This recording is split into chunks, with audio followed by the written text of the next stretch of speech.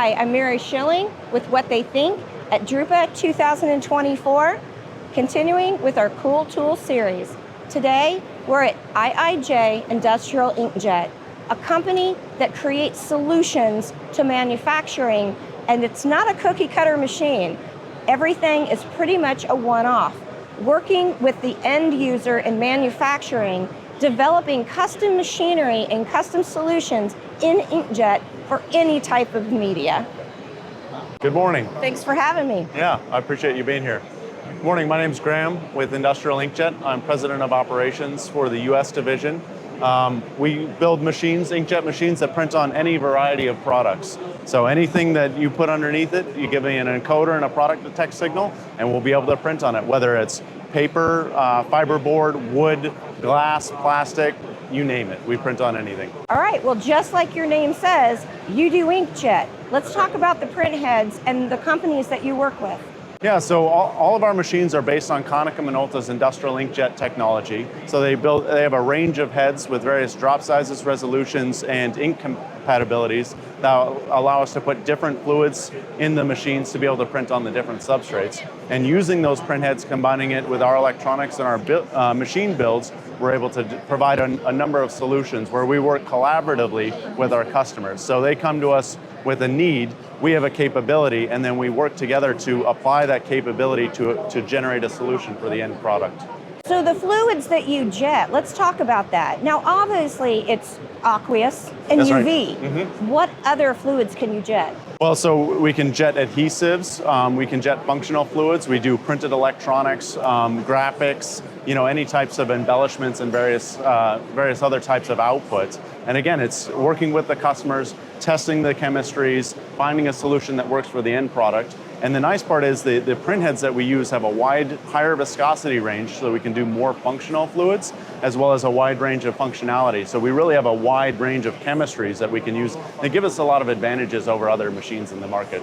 So creating custom machines, do you only do flatbed or single pass also? We do both. So we sell machines that are flatbed based for custom capabilities, custom workflows, custom formats, but a lot of our machines are single pass to get the highest possible output. So we're building machines that are capable of up to 200 meters per minute, doing variable data barcodes for tax stamps and marking coding and things like that. We also have label presses running high speeds, variable data all the way through. It's just a matter of what the customer is trying to achieve. And we also marry our technologies with other technologies. Because our machines are output devices, it's a digital print engine, we can then mount it onto an existing offset line, flexo line, any type of process lines. We have some new machines that are coming up that are going directly on extrusion lines that allow us to digitally print 24/7, zero stoppages in print.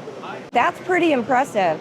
So most people, when they want to get into inkjet, they normally go to shows like Drupa 2024, where there are a lot of machines that are made the same.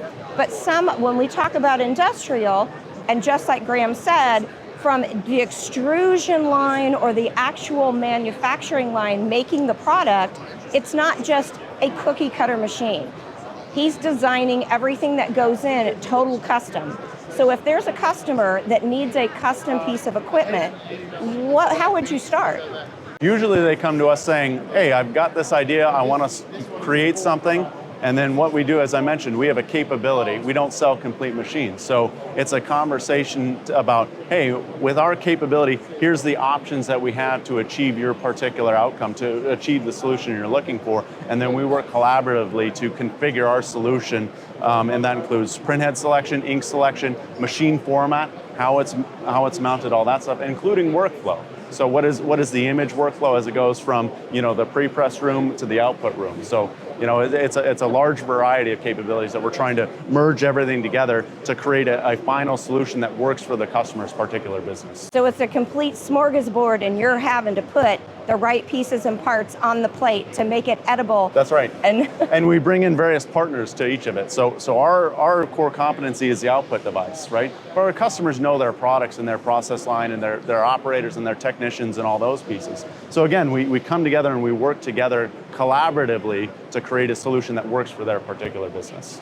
So let's talk about, more about the substrates. Mm-hmm.